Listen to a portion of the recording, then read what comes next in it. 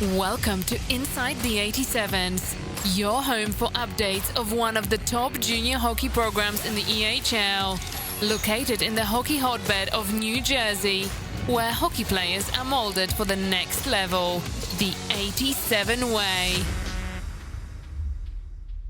Hello fans and welcome to another edition of Inside the 87s. I'm Anthony DiPaolo, joined alongside Chris Russo, and today we have a special interview with George Weiner. He was the captain of the 87's EHL team the first time they went to the Frozen Finals, and he, as well as 87's head coach Adam Hooley, had just come back from Israel as they were a part of the U.S. men's team in the Maccabi Games, the Jewish Olympics. Chris, this is a really fun one.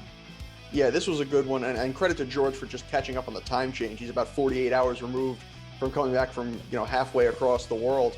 But it was a really fun interview, and getting to talk to George about one, just going to Israel, because I was perhaps a little bit surprised at that it was actually his first time in Israel, going to Jerusalem and Tel Aviv, and just that whole religious experience in the first place. He was talking about defying stereotypes perhaps of Jewish people and Jewish athletes, and how well he played over there, going up against big competition, including Canada.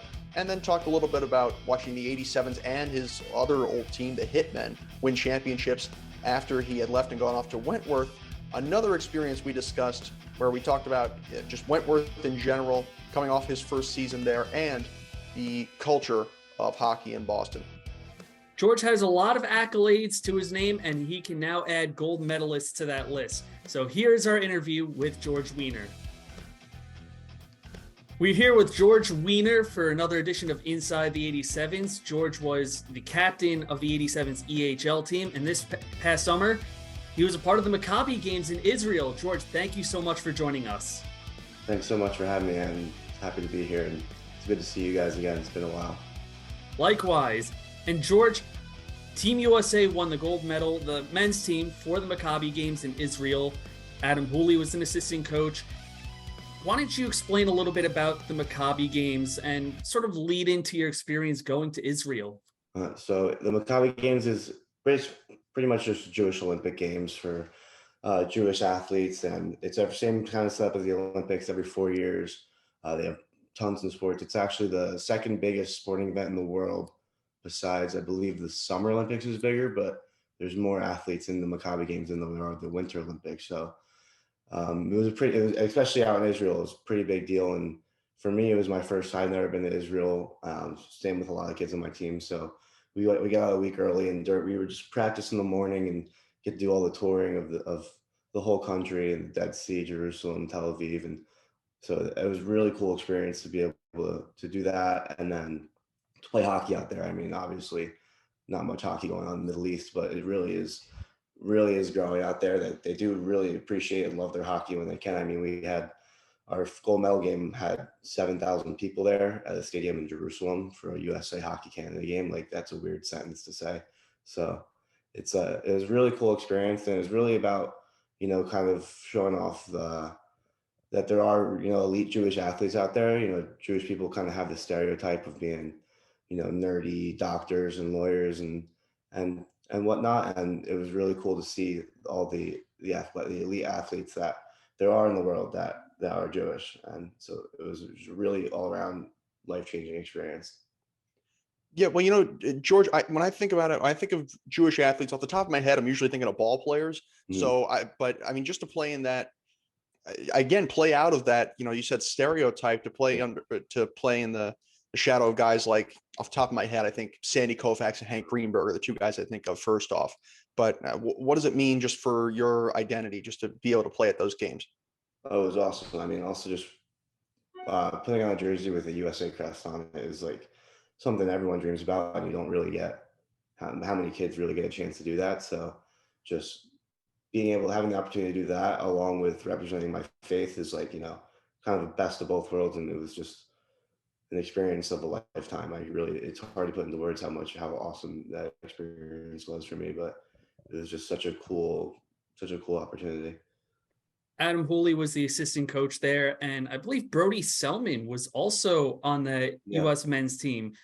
So to have a couple of EHL guys with you representing Team USA, that must have added a bit of familiarity with some of the guys.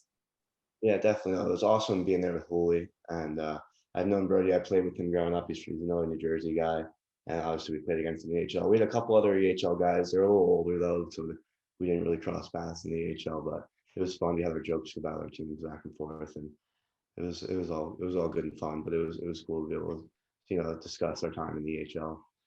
How did some of how did the games in Israel compare to your time with the 87s and playing in the EHL?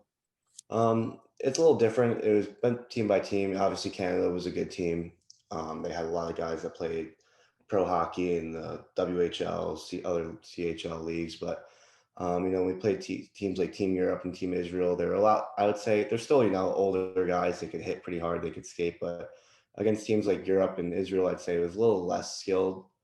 The competition we were playing against than what it was in the EHL, and I mean we won those games by a pretty hefty score. So it wasn't as competitive, I'd say, as some of the EHL games I've played in. But once we played against Canada, I mean, those tensions were high, especially in the finals and in front of such a big crowd. Like it was one of the most intense hockey games I've played in my life, if not the most.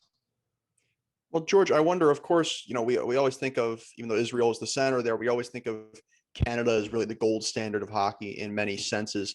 And so on a couple of levels, from playing against a Canadian team with guys who, again, CHL, WHL, you mentioned, and then playing guys who are, I think you mentioned in their 30s, I wanted to say at some point.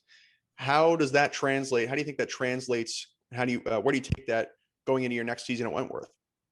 I mean, it's different. There's some guys that play college that I recognize some guys as well that I play against. So, I think it really, it helped me also just playing in kind of a big arena like that and big crowds. Like it's not something I get to do a lot, and so I kind of get that experience. So when time comes, because there's some games at school where we're going up, we're playing University of New England, we're playing teams like Salve, they have these big crowds and they got people screaming and whatnot. So playing such a big game like that, especially against older, more mature guys where they're going to hit you if you get caught distracted and whatnot, I think really got me. I learned that you got to really dial it in even when there's a lot going on in the crowd around you. I mean, I'm in the game and they're doing like YMCA chants, the whole stadium. They're all singing. It's really cool. And I'm at the face-off circle and I really want to just look around and see what's going on. But obviously you got to dial in. So I think that was something that I got out of that for sure. I also find it funny that they did the Young Men's Christian Association at the Maccabi games. Yeah, right. That was kind of funny. They also at one point in the game, the whole crowd was singing like "Country Roads, Take Me Home," and I mean most of the crowd was probably Israeli. So I don't know what they're singing about West Virginia for, but it was pretty cool. Well, I mean, John Denver travels well, so you're not wrong. Yeah.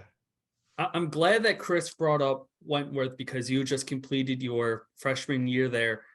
What are your initial thoughts about Wentworth being at that school, playing for that team? What have you taken in so far? Oh, I love it. I mean, I'm so happy with my decision to go there. I mean, the school itself, it's right in downtown Boston, so can't really ask for a better location in college. Boston's a college city. There's everywhere you go, there's different colleges. So just meeting so many new people and going out with the team is just so easy being in the city, and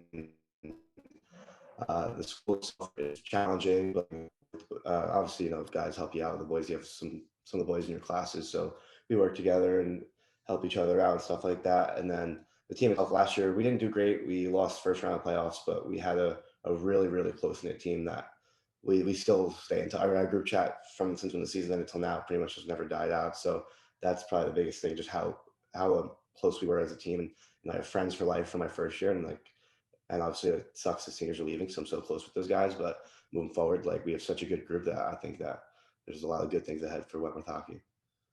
George, I wonder, historically, even though New Jersey and Long Island have definitely made big strides, over the years in the United States, some of the biggest hockey hubs probably been, Minneapolis area, Chicago area, Michigan, upstate New York, and then probably Boston's maybe the first one you think of when you consider, obviously, Wentworth's got to have a great program if they picked you. And then you have, no flattering, a little bit of flattery intended, but, and then, you go up to guys Beanpot tournament from, D3 all the way up to D1.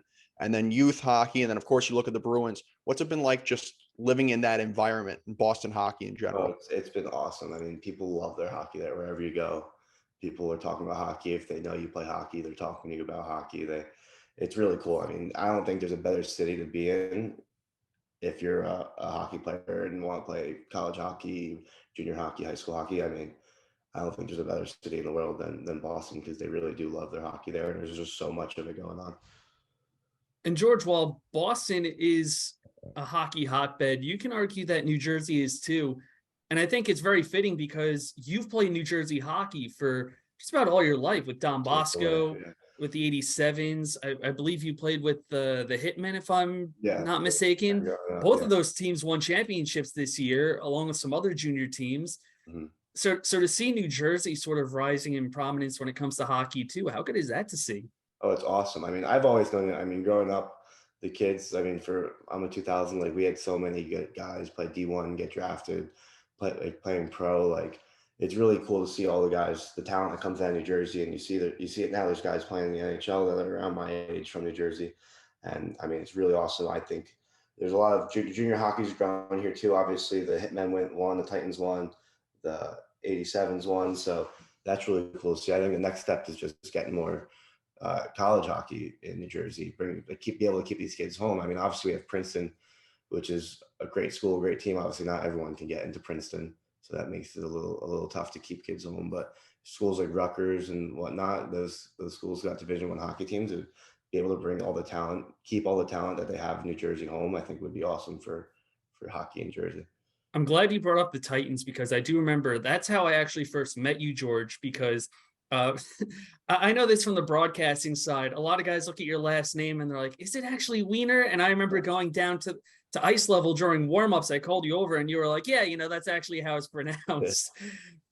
So yeah, I get that. I got that at the Maccabi games. I get that everywhere I go. Yeah. Well, I've gotten crazier once, I can tell you that. I'll tell you off air. But it's funny, George, you're from Wayne, right? Yeah. Okay. So it's funny, actually. I did, in part thanks to Anthony, actually, I got to do the sled hockey tournament at the Ice Vault earlier this year, and then I got to do the Liberty Bell games. And it's funny when you walk through there, and then you walk. I don't know when the last time you were at Ice Vault, but walking through the cafeteria, you mentioned guys from New Jersey getting to the NHL, and it's so interesting to see guys. They've got all these guys listed now who have been drafted into the NHL after playing in that area. What does that mean to you? I mean, it's so cool to see, especially I grew up playing at that rink. So, I mean, I remember, like, for example, like Connor Clifton, like, I mean, I played with his younger brother. His dad was one of our coaches growing up. Like, a bunch of us were there when he got drafted. He played Hitman before he went off to play for USA NTDP. So, like, seeing that is just, like, awesome. Like, I was like 12 years old and I was seeing him get drafted. It was like, he was Superman, because he played for the Hitmen. So seeing this become more of a common theme is so awesome. And I think Jersey hockey has so much more potential than what it's already reached, even though it's already competing with some of the best states in the country, that I think it's just going to keep taking off, and it's going to be really cool. And George, don't sell yourself short. You are a gold medalist, man. Congratulations again on winning the Maccabi games out there. Thank you so much. Well, George, thank you again for joining us. This wraps up another episode of Inside the 87s. Joined with George Wiener and Chris Russo, my name's Anthony DiPaolo, and we'll see you next week.